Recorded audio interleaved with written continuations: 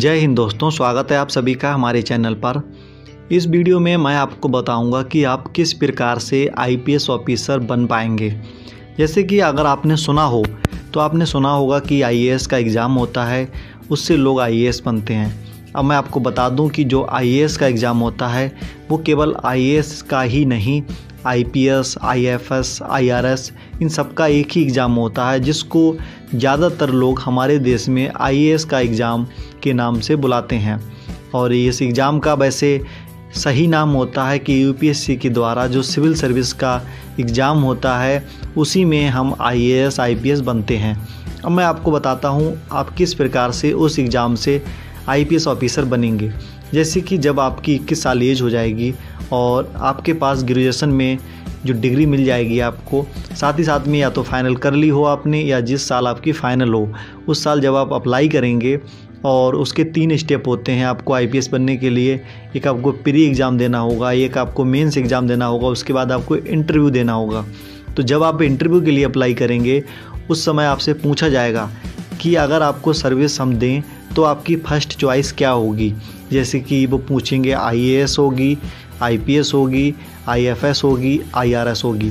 तो अगर आप केवल आईपीएस ऑफिसर बनना चाहते हैं कि आपको केवल आईपीएस ऑफिसर मिलना चाहिए, तो आपको फर्स्ट चॉइस में आईपीएस ऑफिसर फिल करना होगा, मतलब आईपीएस सर्विस को फिल करना होगा।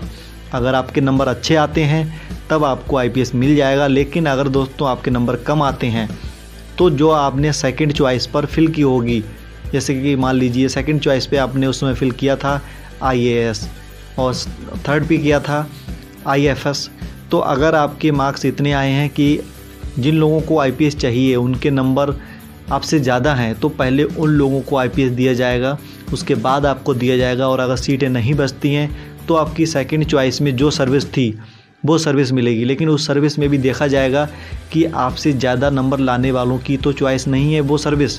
अगर उनकी है तो उन लोगों को पहले दिया जाएगा, उसके बाद आपको दिया जाएगा। फिर थर्ड पे देखा जाएगा कि थर्ड नंबर पर आपकी चॉइस क्या थी। तो इस प्रकार से पूरा क्रम चलता है। लगभग 25 से 26 सर्विसें होती हैं जो आपको फिल करनी होती हैं। तो अगर आप चाहते हैं कि और कोई सर्विस जो नहीं करना चाहते हैं तो आपको सेकंड या थर्ड चॉइस की मिल जाएगी, आप छोड़ दें। आप ना ही ट्रेनिंग करें और ना ही सर्विस को ज्वाइन करें।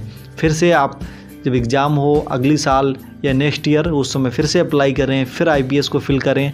तो ऐसे आप केवल आईपीएस ऑफिसर बन पाएंगे, वो भी आपके नंबर अच्छे आने चाहिए तब। जैसे कि मैं आपको बता दूं कि उसी एग्ज़ाम में सबसे ज़्यादा नंबर आने वालों को आईएएस मिल जाता है और उससे कम नंबर आने वालों को आईपीएस मिलता है, क्योंकि ये लोगों की चॉइस हो गई है ऐसी कि सबसे ज़्यादा लोग चाहते हैं कि वो आईएएस ऑफिसर बने। तो इस प्रकार से आईएएस ऑफिसर बनने के लिए भी जो नंबर होते हैं या जो मार्क्स होते हैं फाइनल में वो ज़्यादा होने चाहिए, तभी आपको आईएएस का पद या आईएएस की सर्विस मिलेगी। तो इसी टाइप से आईपीएस बनने के लिए भी आपको पहले तो अपनी फर्स्ट चॉइस में आईपीएस फिल करना होगा, साथ ही साथ में आपके नंबर या मार्क्स भी अच्छे आने चाहिए, जिससे आपको आईपीएस का पद दिया जाएगा। तो दोस्तों ये थी पूरी प्रक्रिया। तो जो आईएएस का एग्ज़ाम होता है वही आईपीएस का एग्ज़ाम होता है। भाई केवल आईपीएस का ही नहीं, मैं आपको बता भी चुका हूँ कि वो इंडिया की जो मेन सबसे बड़ी सेवाएँ हैं, लगभग 25 से 26 सेवाएँ हैं, उनमें एंट्री के लिए वो एग्ज़ाम होता है और उसी से आप आईपीएस, आईएएस बनते हैं। तो ये था पूरा प्रोसेस जो आपको मैंने बता दिया।